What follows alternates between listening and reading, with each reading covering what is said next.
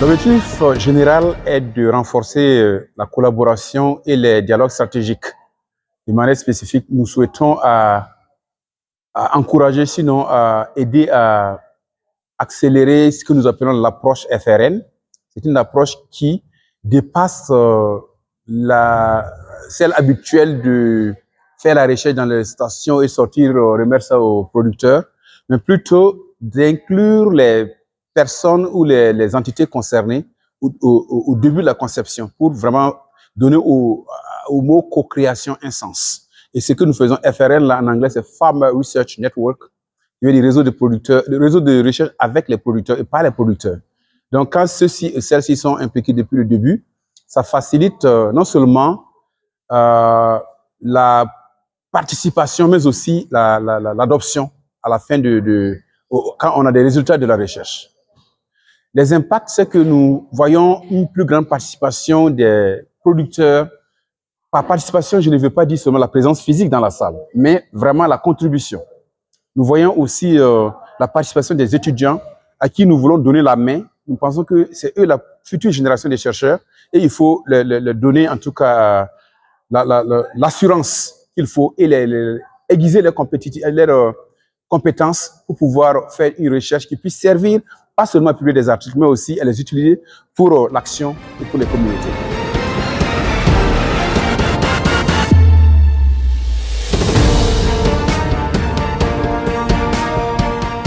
Donc notre projet vraiment travaille sur la recherche, donc avec et par les producteurs.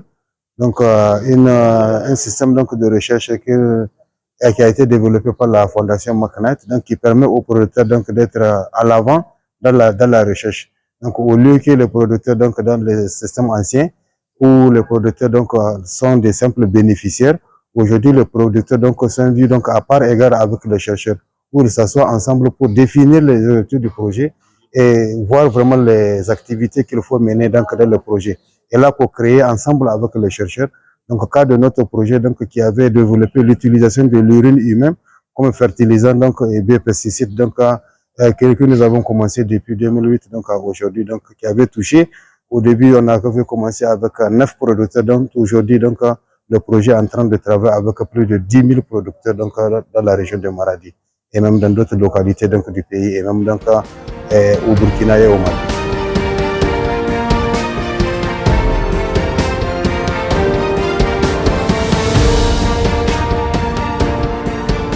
Trois pays qui se retrouvent dans une confédération, qui font face aux mêmes problèmes et qui se retrouvent dans cette communauté de pratique et avec des activités diverses faites par les producteurs, avec les producteurs, en appui avec les institutions de recherche et les politiques.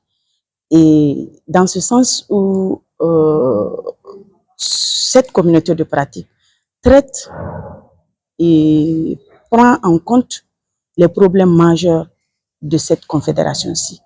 Parce que qui parle de résilience, qui parle de survie, qui parle de faire face à nos problèmes actuels réels, je pense que l'agriculture se place en premier lieu.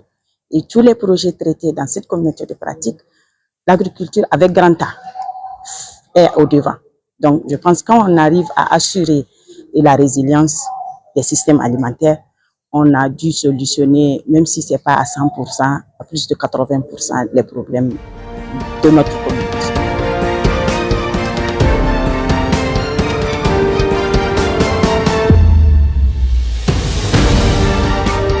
L'intérêt pour nous, en tant que représentants des ministères en charge de l'agriculture, c'est de pouvoir accompagner donc cette collaboration au niveau politique, au niveau stratégique, afin que l'agroécologie puisse être le cheval de bataille pour donc la transformation des systèmes alimentaires.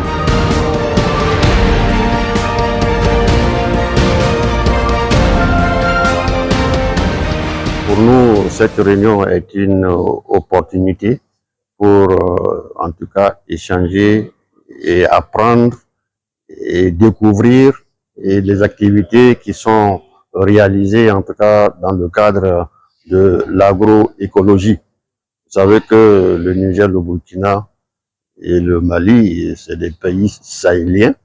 Et qui dit pays sahéliens, nous savons que nous sommes confrontés à l'aridité et nos écosystèmes sont fragiles. Et donc, pour nous, vraiment, la pratique de l'agroécologie est une opportunité. Et vous savez que l'agriculture conventionnelle, en tout cas pour les pays qui l'ont appliquée, a eu donc des limites. Ça a provoqué profondément donc la dégradation des sols. Et donc, pour nous, vraiment, une autre manière de produire est vraiment la bienvenue. Et l'agroécologie nous donne cette occasion-là. Donc, pour nous, c'est vraiment très important de participer à cette réunion et de découvrir les activités qui sont réalisées, en tout cas par les différents projets mis en œuvre dans nos différents pays.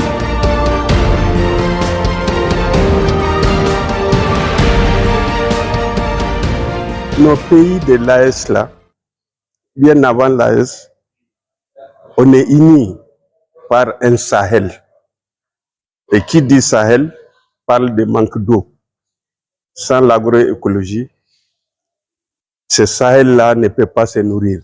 Mais je crois que avec la collaboration que la Fondation a nouée avec les 3 pays de l'AES, permet aujourd'hui de nous mettre dans une dynamique pour que nos politiques soient en phase avec tout ce qui est en train d'être fait. Et je vous avoue que, en tout cas, pour le cas du Mali, et je sais qu'avec les autres pays de l'AES, ça doit être la même dynamique, on est dans une situation telle que on est en train de drainer nos politiques vers une dynamique qui permet, en tout cas, de faire de l'agroécologie de plus en plus le système de production de ces pays-là. Parce que sans qu'on ne va dans cette dynamique qui a comme défi pratiquement produire, protéger, prévenir et amortir. C'est-à-dire que si on ne fait pas ça, le Sahel ne peut pas permettre de nourrir les Sahéliens. Et avec ces défis-là, si on arrive à relever ces défis, c'est certain que le Sahel va nourrir les Sahéliens et le Sahel va même être un pourvoyeur pour d'autres pays, en tout cas de la sous-région et même dans le monde, on peut le dire comme ça.